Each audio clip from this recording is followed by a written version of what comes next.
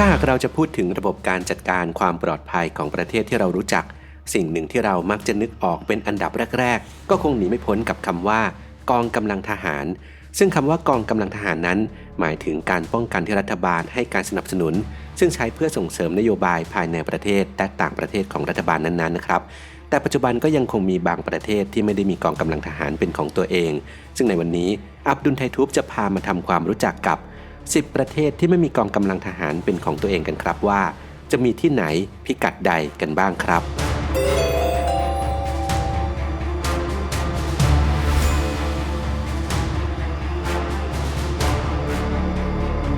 สนับสนุนโดยสถาบันมารุโชติโรงเรียนสอนการอาชีพเฉพาะทางอาชีพเรือสำราญและการโรงแรมเพียงคุณมุ่งมั่นเราพร้อมผลักดันสนใจติดต่อ0971597447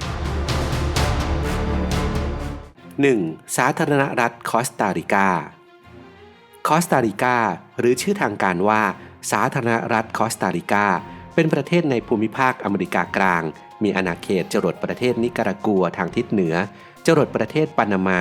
ทางทิศตะวันออกเฉียงใต้จรดมหาสมุทรแปซิฟิกทางทิศตะวันตกและทิศใต้และจรดทะเลแคริบเบียนทางทิศตะวันออกประเทศนี้เป็นตัวอย่างที่ดีของภูมิภาคในเรื่องของการมีเสถียรภาพทางการเมืองและบางครั้งได้ชื่อว่าเป็นสวิตเซอร์แลนด์ของอเมริกากลางประเทศคอสตาริกาไม่มีกองกำลังทหารเป็นของตัวเองตั้งแต่ปี 1948 หลังจากที่เกิดสงครามกลางเมืองในปีนั้นและเมื่อสงครามสิ้นสุดลงประเทศนี้ก็ยกเลิกการมีกองกำลังทหารของตัวเองในทันทีความน่าสนใจคือประเทศคอสตาริกาเป็นประเทศที่มีขนาดใหญ่ที่สุดเมื่อเทียบกับประเทศอื่นๆที่ไม่มีกองกำลังทหารของตัวเองโดยการรักษาความมั่นคงภายในประเทศดำเนินการโดยตำรวจและยิ่งน่าประหลาดใจยิ่งกว่านั้นอีกด้วยความจริงที่ว่าประเทศนี้มีความขัดแย้งเรื่องเขตแดนกับประเทศนิการากัว 2. ประเทศไอซ์แลนด์ไอซ์แลนด์เป็นประเทศนอร์ดิกในยุโรปเหนือตั้งอยู่บนเกาะในมหาสมุทรแอตแลนติกเหนือระหว่างกรีนแลนด์นอร์เวย์และสหราชอาณาจักรมีเมืองหลวงคือเรกยาวิก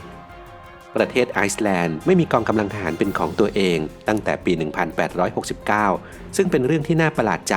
แต่ก็มีเหตุผลอยู่เบื้องหลังคือไอซ์แลนด์เป็นสมาชิกของกลุ่มประเทศนาโตและมีข้อตกลงเรื่องของการป้องกันประเทศกับสหรัฐอเมริกา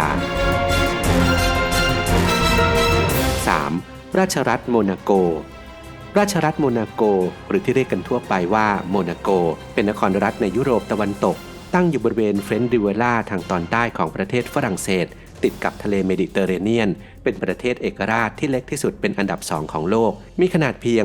2.02 ตารางกิโลเมตรแต่ก็มีประชากรหนาแน่นที่สุดในโลกราว 19,009 คนต่อตารางกิโลเมตรในปี 2018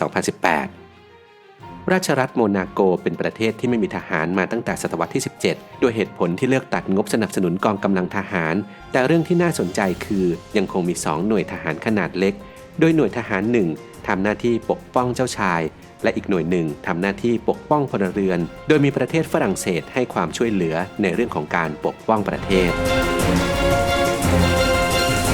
4. เครือรัฐโดมินิก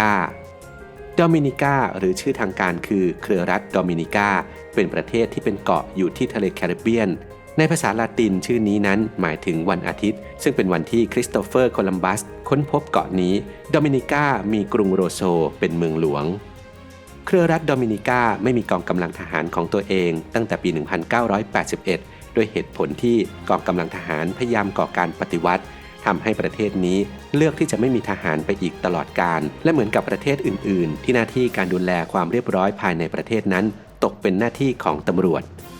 แต่อย่างไรก็ตามประเทศนี้ถูกปกป้องตามข้อตกลงระดับนานาชาติที่มีชื่อเรียกว่า Regional Security System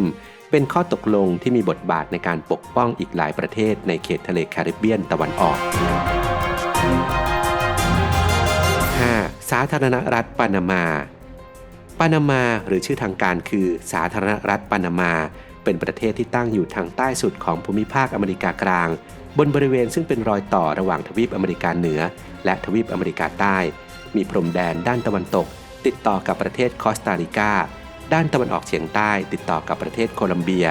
ด้านเหนือติดต่อกับทะเลแคริบเบียนและด้านใต้ติดต่อกับมหาสมุทรแปซิฟิกมีเมืองหลวงคือกรุงปานามาซิตี้ โดยเป็นเขตเมืองขนาดใหญ่ที่สุดของประเทศมีประชากรอยู่อาศัยมากกว่าครึ่งหนึ่งของประชากรทั้งประเทศ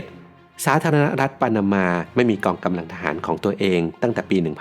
1990 แต่มีกองกำลังที่มีชื่อว่า Panamanian Public Force ทำหน้าที่ดูแลเรื่องความเรียบร้อยภายในประเทศและรับมือกับปัญหาเขตแดน 6. ราชรัฐอันดอร่าหรือราชรัฐอันดอร่าเป็นประเทศที่ไม่มีทางออกสู่ทะเลมีพื้นที่ขนาดเล็กอยู่ในทางตะวันตกเฉียงใต้ของทวีปยุโรปอยู่ในเทือกเขาพีเรนีสทางตะวันออกมีอาณาเขตติดกับประเทศฝรั่งเศสและสเปนเดิมทีนั้นเป็นประเทศที่อยู่โดดเดี่ยวปัจจุบันราชรัฐอันดอร่านับเป็นประเทศที่มั่งคั่งประเทศหนึ่งนะครับโดยมีรายได้หลักจากการท่องเที่ยวและยังเป็นประเทศที่มีการเก็บภาษีที่ต่ำมากอีกด้วยราชรัฐอันดอร่าเลือกที่จะไม่มีกองกำลังทหารของตัวเองโดยที่ประเทศนี้การรักษากฎหมายและหน้าที่ขั้นพื้นฐานในรัฐสภาดำเนินการโดยตำรวจทั้งสิ้นและสำหรับคนที่สงสัยว่าประเทศที่ไม่มีทหารจะปกป้องตัวเองจากการรุกรานได้อย่างไรคำตอบคือราชรัฐอันดอร่านั้นจะได้รับการปกป้องจากทางการทหารของสเปนและฝรั่งเศสซึ่งเป็นประเทศที่เขตแดนอยู่ติดกันและมีสนธิสัญญาทางการทหารระหว่างกันแต่อย่างไรก็ตามราชรัฐอันดอร่าก็มีกองกำลังอาสาสมัครจำนวนเล็กน้อยซึ่งมีหน้าที่เพียงร่วมในพิธีการสำคัญของประเทศเท่านั้นครับ 7. สหพันธรัฐไมโครนีเซียหรือสหพันธรัฐไมโครนีเซียเป็นรัฐบาลภายใต้รัฐธรรมนูญที่มีความสัมพันธ์เสรีกับสหรัฐอเมริกาตั้งอยู่ในมหาสมุทรแปซิฟิกอยู่ทางตะวันออกเฉียงเหนือของประเทศปาปัวนิวกินีสหพันธรัฐไมโครนีเซียเป็นประเทศที่ไม่มีทหารแม้แต่นายเดียวแล้วประเทศนี้ปกป้องตัวเองได้อย่างไรในยามคับขันไม่ต้องเดาให้ยากเพราะสหรัฐอเมริกาทำหน้าที่ให้ความปกป้องเช่นเดียวกับอีกหลายๆประเทศที่ไม่มีกองกำลังทหารนั่นเอง 8. สาธารณรัฐหมู่เกาะมาแชลหรือชื่อทางการคือสาธารณรัฐหมู่เกาะมาแชลเป็นประเทศในมหาสมุทรแปซิฟิกตั้งอยู่ทางเหนือของประเทศนาอูรูและประเทศคิริบัสตั้งอยู่ทางตะวันออกของประเทศไมโครนีเซียและอยู่ทางใต้ของเกาะเวกของสหรัฐอเมริกาสาธารณรัฐหมู่เกาะมาแชลไม่เคยมีกองกำลังทหารเลยตั้งแต่การจัดตั้งประเทศกองกำลังเดียวที่จะเห็นในประเทศนี้คือตำรวจโดยตำรวจทำหน้าที่ทั้งการเฝ้าระวังทางทะเลและดูแลความเรียบร้อยภายในประเทศโดยมีสหรัฐอเมริกาให้การดูแลเรื่องความปลอดภัยจากการรุกรานโดยประเทศอื่น 9. หมู่เกาะโซโลมอนเป็นประเทศในมหาสมุทรแปซิฟิกตอนใต้ตั้งอยู่ทางตะวันออกของประเทศปาปัวนิวกินีและเป็นส่วนหนึ่งของเครือจักรภพประกอบด้วยเกาะต่างๆกว่า990เกาะซึ่งมีพื้นที่รวมกัน 28,000 ตารางกิโลเมตรหมู่เกาะโซโลมอนไม่มีกองกำลังทหารนับตั้งแต่เกิดความขัดแย้งทางชาติพันธุ์อย่างหนักโดยที่แรกประเทศนี้มีกองกำลังทหารของตัวเองแต่หลังจากที่เกิดความขัดแย้งทางชาติพันธุ์จนทำให้ออสเตรเลียและนิวซีแลนด์ต้องตัดสินใจเข้าแทรกแซงทำให้นับจากนั้นหมู่เกาะโซโลมอนก็ไม่มีทหารเป็นของตัวเองอีกเลยแต่อย่างไรก็ตามประเทศนี้ก็ยังคงมีหน่วยงานตำรวจที่มีกำลังพลเป็นจำนวนมาก 10. นครรัฐวาติกัน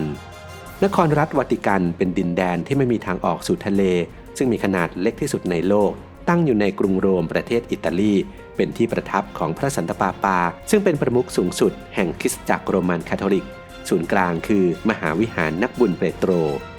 นครรัฐวาติกันไม่มีกองกำลังทหารเป็นของตัวเองโดยมีเพียงกองกำลังทหารสำหรับการรักษาภายในที่มีชื่อเรียกว่าเจนดามารีครอปโดยมีหน่วยสวิตการ์ดทำหน้าที่เพียงปกป้องสันตะสำนักหรืออาณาจักรอันศักดิ์สิทธิ์ฮอลลี่ซีโดยมีกองกำลังทหารของประเทศอิตาลีที่ทำหน้าที่ปกป้องนครรัฐวาติกันอย่างไม่เป็นทางการจริงๆแล้วยังมีอีกหลายประเทศที่ไม่มีกองกำลังทหารเป็นของตัวเองเช่นประเทศเกรนาดาประเทศเฮติประเทศคิริบัสประเทศลิกเทนสไตน์ประเทศมอริเชียสประเทศนาอูรูประเทศปาเลาประเทศเซนต์ลูเชียประเทศเซนต์วินเซนต์และเกรนาดีนส์ประเทศซามัวประเทศตูวาลูและประเทศวานูตาอูรวมทั้งหมดทั้งที่กล่าวมาและไม่ได้เอ่ยถึงทั้งหมดแล้วนับเป็น22ประเทศซึ่งเหตุผลในระบบรักษาความปลอดภัยภายในของประเทศทั้งหมดเหล่านี้ที่ไม่มีกองกำลังทหารเป็นของตัวเองนั้นก็คงไม่ต่างกันมากเท่าไหร่นัก แต่พวกเขาก็สามารถหาทางออกกับข้อตกลงต่างๆที่เกิดขึ้นและสามารถดูแลประชากรที่อาศัยอยู่ในพื้นที่ของตัวเองได้เป็นอย่างดี